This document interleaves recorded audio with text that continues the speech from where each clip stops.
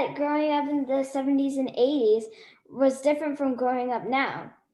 If you don't mind, I'm going to ask you a few questions about that.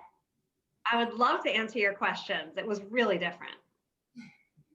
All right. So, my questions are, how would you order and get packages? Oh my gosh. Well, guess what? We didn't. I mean, you really couldn't order and get packages unless you did a few things. First of all, if you wanted something, you basically had to like have your money in your hand, ask your mom or dad to drive you to the store. And, often they were like busy and didn't want to drop everything to do it and plan this whole outing and actually go to the store and get it.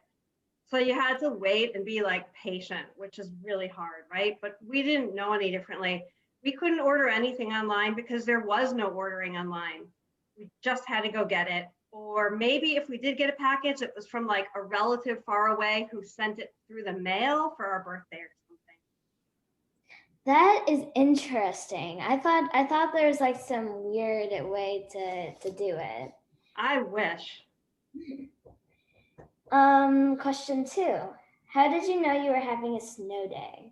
Oh, how did we know? Well, first of all, what probably isn't different is that we were like really, really, really hopeful when we heard the weather, just like you guys are. But we would have to just turn on the radio and wait for them to get to our school. Or I think maybe we had the TV running and they ran it at the bottom. But I really remember putting the radio on a lot. And then it was alphabetical, of course. So I think two of my elementary schools were like Armstrong and Boone. So that was at least at the beginning of the alphabet.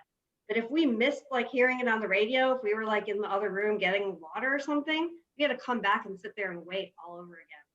There was no like rewinding the radio.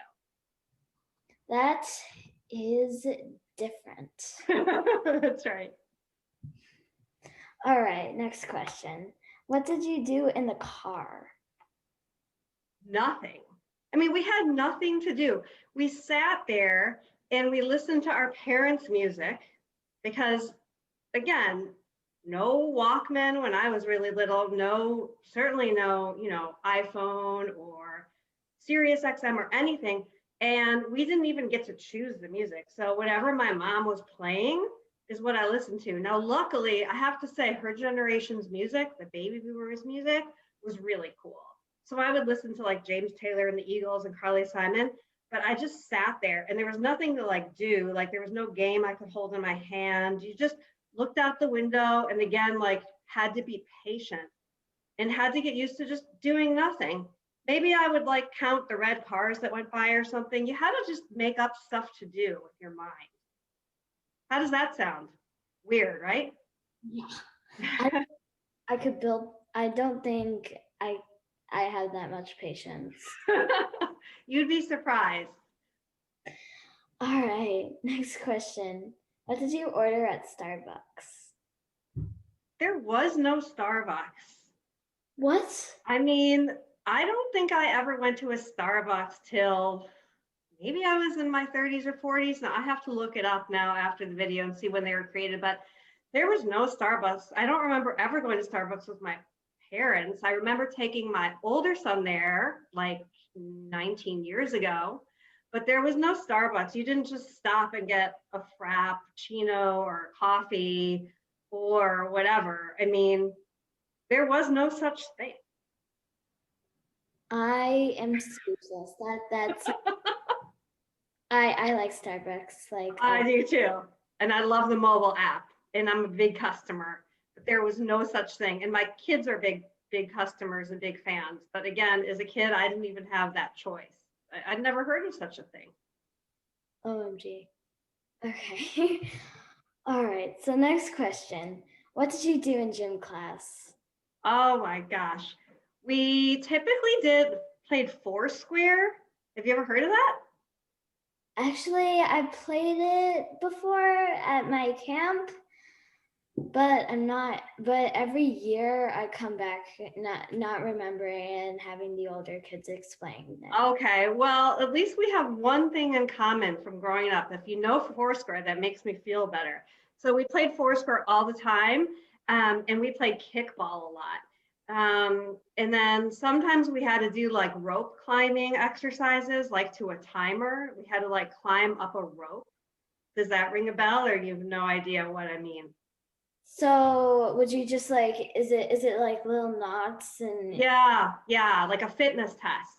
I that's fun, but we wouldn't usually climb it. We would swing on it. Okay, well, we had no choice. There was no swinging or playing around. Like that PE teacher would hit the timer, and you had to start climbing the rope. And it was timed, and it was in front of everyone. And so there was no like playing around. I mean, some of PE was fun, but I remember it was a bit like military academy or something, and the pressure was really on.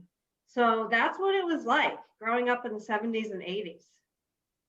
Now I know why in some of the books of like when you guys were kids, why everybody hated gym so much. There you go. And that's a good comment. All right. Well, that's great. Did you have any questions? If any more questions, or those were the main ones for today? Those were the main ones, yeah. Okay. So do you think it was harder or easier for us kids who were growing up in the 70s and 80s? Probably harder because we have more resources and to make things funner and to make things easier for parents and kids. I totally agree. I think you guys have more convenience and like more resources, things you can do to entertain yourselves.